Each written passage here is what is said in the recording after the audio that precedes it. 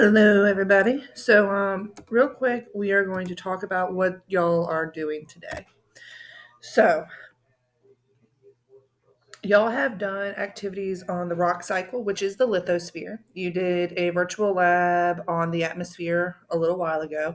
So, now what we're going to do is we're going to connect the dots. We are going to connect how the lithosphere, the atmosphere, and the hydrosphere all work together to create what we call the biosphere. So, if you watch this video, this activity assignment is going to be really super easy. If you don't watch it, you're going to regret. Okay? Because we're going to do this together. So, first thing I want y'all to notice is that on this page, we are going to figure out which sphere is which. So, pull back in your brain our definitions. And let's go ahead and apply these definitions. So, first one, letter A is done for you. Letter A is the atmosphere. So, right here, this one is the atmosphere. All right, remember the atmosphere is a layer of gases that surround Earth. Well, now let's look for the letter B. And on our diagram, the letter B is right over here. And I want you to take note. Letter B is with the trees, the grass, and birds. So think about our definition. What would grass, trees, and birds all be part of? If you said living things, you're absolutely right. Which sphere is all about supporting living things? The biosphere. Good job. So in your text box, you're going to type in the biosphere. Okay?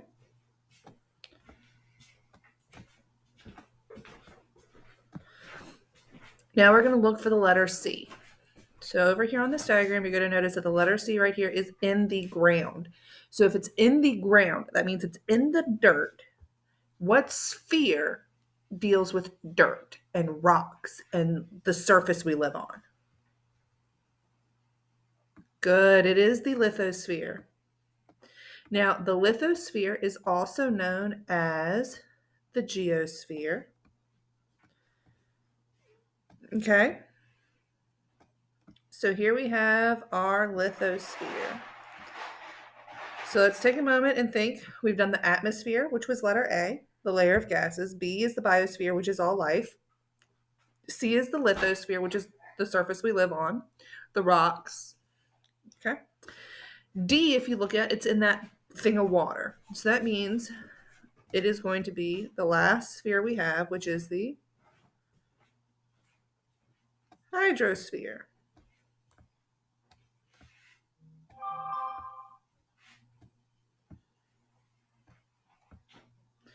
All right. So those are those four spheres and what they can look like. Now, for this part, right here, we're going to talk about looking at this kind of picture, how they interact. So what I want you to do is I want you to take a moment and I want you to think, how do all of these spheres interact with one another? What do they do? Okay, hopefully you talked or thought about something like how the atmosphere provides the air that the living things breathe and the atmosphere protects us from the sun. Hopefully you thought about how the lithosphere provides a surface for the life to live on. And I hope that you found out that the hydrosphere provides water for all living things to drink and have to stay alive by providing a constant temperature. And then the biosphere is something that connects all the spheres together. So how could I type that out? How could I write that out? Well, I'm going to come over here in my text box. I'm going to go, okay, they interact by, all right, and I'm going to put the atmosphere providing air to breathe and protection from the sun. The lithosphere providing a surface for life and water to be on. The hydrosphere, providing water for life to drink and to keep Earth at a normal temperature. And then finally, the biosphere by connecting all the spheres. So I'm going to go ahead and put that bigger for y'all. Go ahead, pause the video real quick so that way you can write this information down. All right, great. Now that you've had time to have done the first slide, now we're going to come over here to the second slide. So we have the spheres and photos. So on the first page, we actually talked about which sphere was which. We talked about how the spheres are interconnected. Now we're going to explain how each sphere is represented in each picture. So remember, in this first one, the geosphere is also called the lithosphere. And what we're going to do is before we start talking about each different sphere, we're going to go ahead and talk about which sphere is in each picture. Then we're going to come back and we're going to describe that in the text box below. So the first picture is the lithosphere.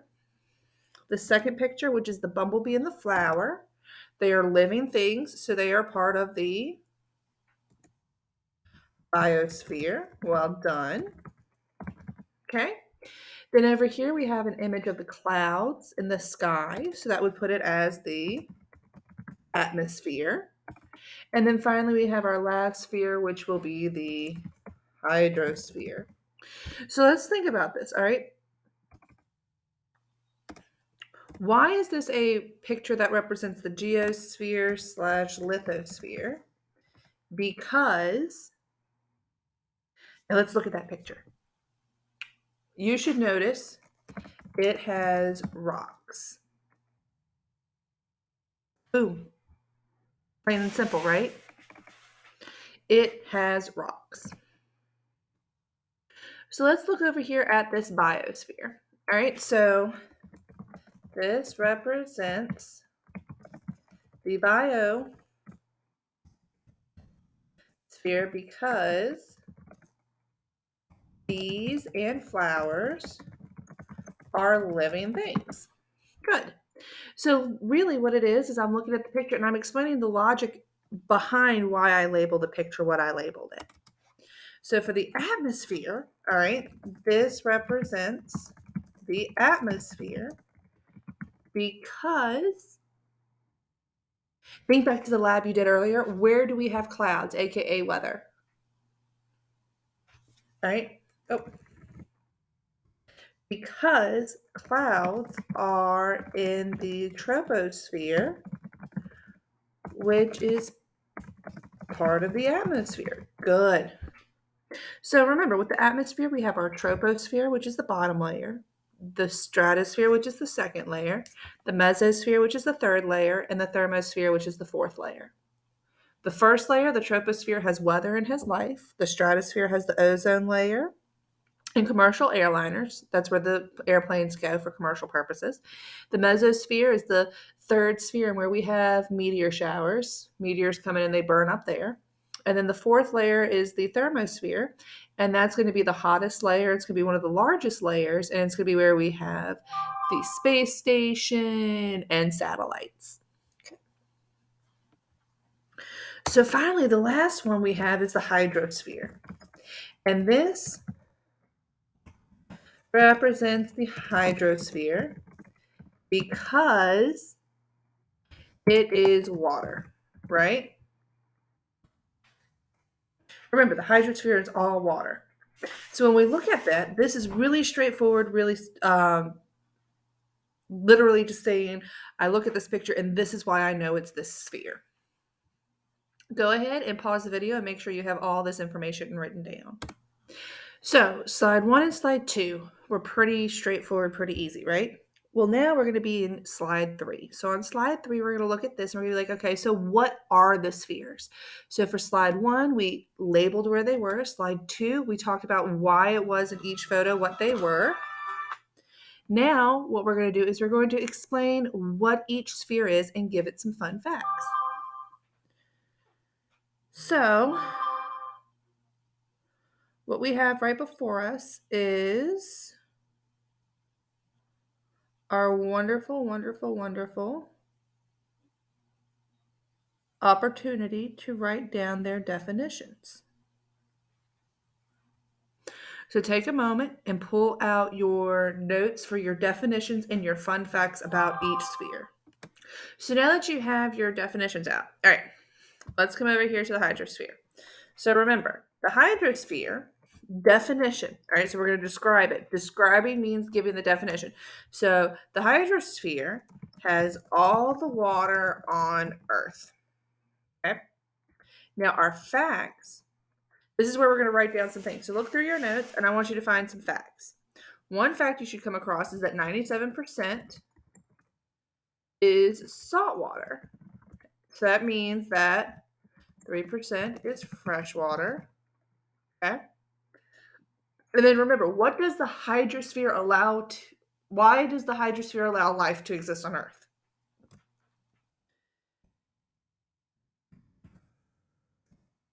So liquid water keeps Earth at a constant temperature, right?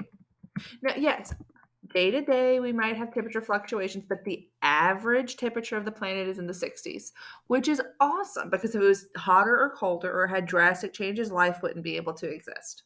Okay. So let's come over to the geosphere. So the geosphere, which is also called the lithosphere, okay, is the surface of Earth and the rocks. Good.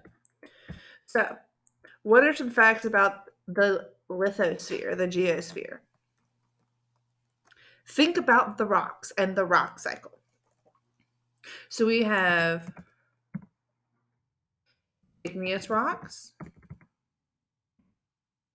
We have sedimentary rocks. We have metamorphic rocks. Okay. And it's a thin layer. Well, it's not a thin layer. It's we'll leave it with that, right? So it's the surface of Earth and it has all the rocks, right? So what about the biosphere? Is all life and is supported by the other three spheres, right? So, is the biosphere large? No, it's not. It's thin like the skin of an apple. Okay? What else? It's from the bottom of the oceans to the tops of the mountains. Good. So that is what the biosphere is. Now, the final one is the atmosphere. And the definition of that is the layers of gas that surround Earth. So we have 4 layers: the troposphere, mesosphere, stratosphere, and thermosphere. Yes, I know I typed them out of order. I'm sorry about that. All right. Weather happens in the troposphere. Well, let's not just say weather. Weather and life happens in the troposphere. Okay. Earth's sunscreen. That's something else to remember about it, right? That it's Mother Nature's sunscreen. It's Earth's sunscreen. It protects us from UV rays. So, hopefully, these are some facts and things that y'all understand for spheres. Go ahead and pause the video to type this down. All right, so now we're going to move to this 4th slide. So with this one, we are going to read the scenario, which is the thing that's happening next to the number. And we're going to determine what spheres are happening there. So in the first one, rain falls from the clouds and helps to fill rivers and streams. All right, so we have the hydrosphere, we have water, right? The rivers and streams provide water to organisms. That's the biosphere. There's another sphere that I could put on here, which would be the atmosphere, because rain is part of weather, which is found in the atmosphere layer, the troposphere, right? But we're going to leave it with the hydrosphere and biosphere. As we move through these scenarios, you may have more than one scenario, obviously, but you may have up to all 4 scenarios. You'll never have fewer than 2, but you'll have no more than 4. Okay? So let's look at number 2. And when we're looking through this, I want us, as soon as we realize something is part of a sphere, to pause and write down that sphere. So for number 2, plants. Okay, let's pause. Plants. What sphere are plants part of? Are they part of the atmosphere, the biosphere, the hydrosphere, or the lithosphere? Hopefully you went plants like the flower and the bee in the flower picture. So that means that it must be living things. So that is the biosphere. So we have the biosphere. All right. So plants take in water. Pause. All right. What is water part of? Is it part of the atmosphere? Is it part of the biosphere? Is it part of the hydrosphere? Or is it part of the lithosphere? Water. Hopefully you thought back to some of the pictures and you went, okay, so a picture of the ocean, which is water, was part of the hydrosphere. Okay. Well, let's keep reading. All right. So plants take in water and nutrients from the soil. Pause. Soil. What is soil? Well, soil is dirt and it's part of Earth's surface. Which one is Earth's surface? Earth's surface?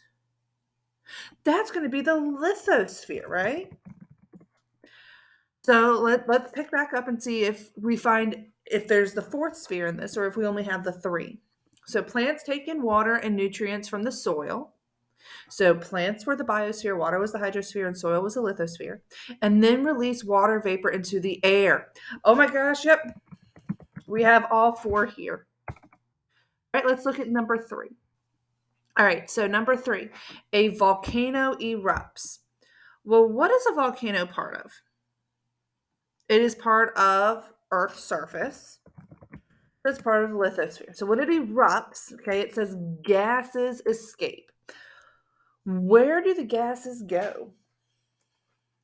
Think back to our definitions of the spheres. What sphere is the layer of gases that surround and protect Earth? That's right, it is the atmosphere. Okay, so a volcano erupts, gases escape, and lava flows, disrupting the habitats of animals and plants. So animals and plants are living, so they are part of the biosphere. Well done. So in this scenario, we're not really talking about, we don't mention the hydrosphere at all.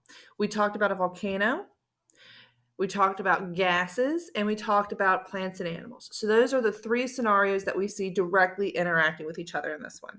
Okay, let's go to number 4. Rivers. Okay, pause. Rivers. What sphere are rivers part of? Well, rivers have water, normally fresh water, so they're part of the hydrosphere, right? The hydrosphere can cause erosion by breaking up ground particles and carrying them downstream. So, breaking up ground particles. That sounds like they break up rocks. What are rocks part of? The lithosphere. Well done. Notice we don't mention anything about the atmosphere and we don't mention anything about the biosphere. So for number 4, we only really focus on the hydrosphere and the lithosphere. So let's come on down to number 5. All right. A strong earthquake. All right, earthquakes. It's part of Earth's surface. Lithosphere. All right. It causes a tsunami. Well, if you don't know what a tsunami is a massive wave. And when I say massive, I mean it's possibly a few miles tall that come in and wreaks a lot of devastation, a lot of havoc. So if it's a really big wave in the ocean, what sphere is it going to be part of? Hopefully you connected the dots and came up with the hydrosphere. Number 6, a person. Pause, a person. We're people, right? A person is a living thing, which means it's part of the biosphere. Good. It's walking along a person is hiking along a trail, which means that I'm walking on, what am I walking on? Do we walk on air? Do we walk on water? Do we walk on land? That's right, we walk on land. So we have the lithosphere. And then we are cooled down by a breeze. So air. So the atmosphere. Good. All right, so we got 2 left. Let's see how we do with these. So, number 7, the temperature of the air. So that tells me that this is going to be part of the atmosphere. Can affect the rate at which pure water, so that's hydrosphere, evaporates from the ocean. So I have the atmosphere and the hydrosphere here, and that's it. Okay. So I want you to try number 8 real quick. And go ahead, pause the video right now, and then we are going to see how we did. All right. So hopefully for number 8, you realize that it was the biosphere and the lithosphere. So let's talk about why. So when we read the sentence, humans, that's living things, that's biosphere, dispose of a lot of waste which later piles up in landfills. So landfills are part of Earth's surface. Yes, they're holes that we dig, but they're part of Earth's surface in the way that we alter it. So it is part of the lithosphere. So hopefully you got that it was the biosphere and the lithosphere. And hopefully after this activity or this portion of the activity that we're doing, you feel a lot better with figuring out how the different spheres interact with each other. So go ahead and if you need to make corrections and then move on to slide 5. All right, so here on slide 5, we're going to determine which sphere it is. Now, this isn't as straightforward as it was with the one on slide 2 and slide 3. This one could be a little bit harder.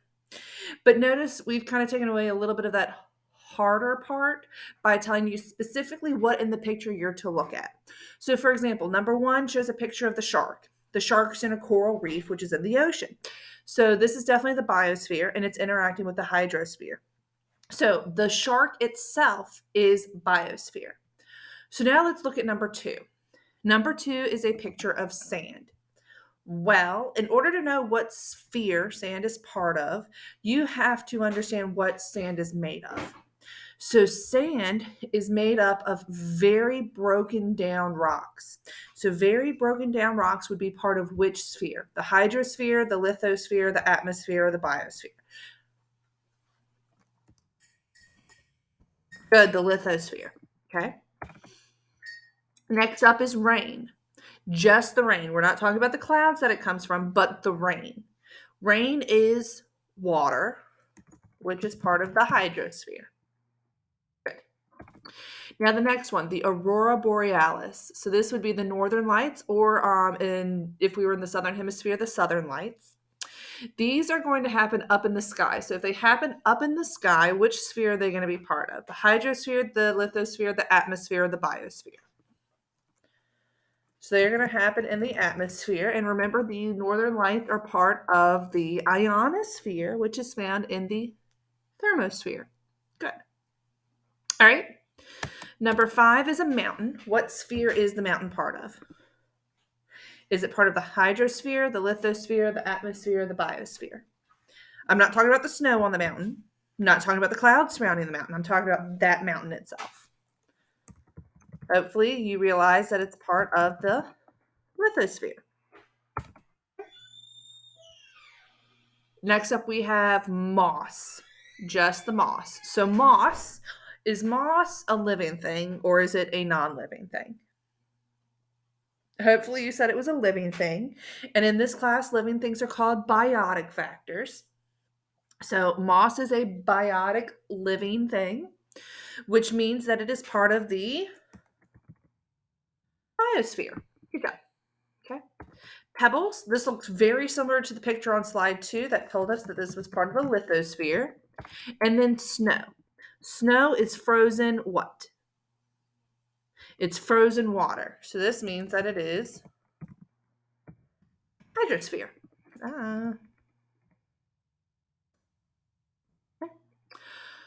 So that's going to conclude this 5 slides of which one is which, of which sphere is which and how they interact. Hopefully you feel good with it. Please review this video as you need to. You can rewind it and play it back if you need to. Um, but that is how all the spheres are connected. Alrighty. Have a good one.